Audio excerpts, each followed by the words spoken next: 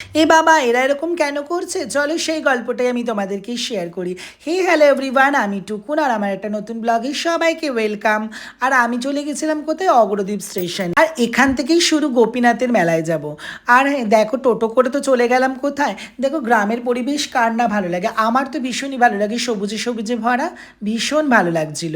আর তার সাথে জানো দেখো কত লোকের সমাগম চলছিল, ভীষণ ভালো লাগছিল। আর এই যে দেখো গোপাল রাধাকৃষ্ণ, প্রথমে ঢুকেই তাদেরকে দর্শন করার পথেই চলে গেলাম আমি গোপীনাথের মেন দরজায়, যেখান থেকে গোপীনাথের মেলায় যাব। আর তারপরেই দেখো কত লোকজন, আর এই দেখো বলতে না বলতেই শিব পার্বতী কালী আর সঙ্গে ভূত পেত নিয়ে সবাই নাচ করছে। আর সবাই না দেখো গোল করে দেখছে এদের নাচগুলো। তো তারপরেই দেখো কলা বাতাসা চিড়ে মুরকি সব নিয়ে নিলাম, নিয়েই চলে গেলাম গোপীনাথের মন্দিরে।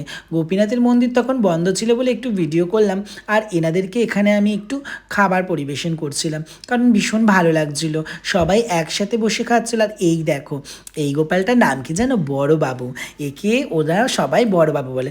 তারপরে মন্দিরের দরজা খুলে গেছিলো, আমি একটু প্রণাম করে নিলাম, আর রাস্তা দেখো সেই বড়বাবুর সাথে আবার দেখা হয়ে গেল। তো তারপরে শুধু মেলায় গেলাম, আর কিছু খাবো না তা কখনো হয়। দেখো কত সুন্দর সুন্দর বড় বড় ল্যাংচা আর জিলেপি ভাত, তোমাদের কার কার জিলেপি খেতে ভালো লাগে অবশ্যই আমাকে কমেন্ট করে জানাও।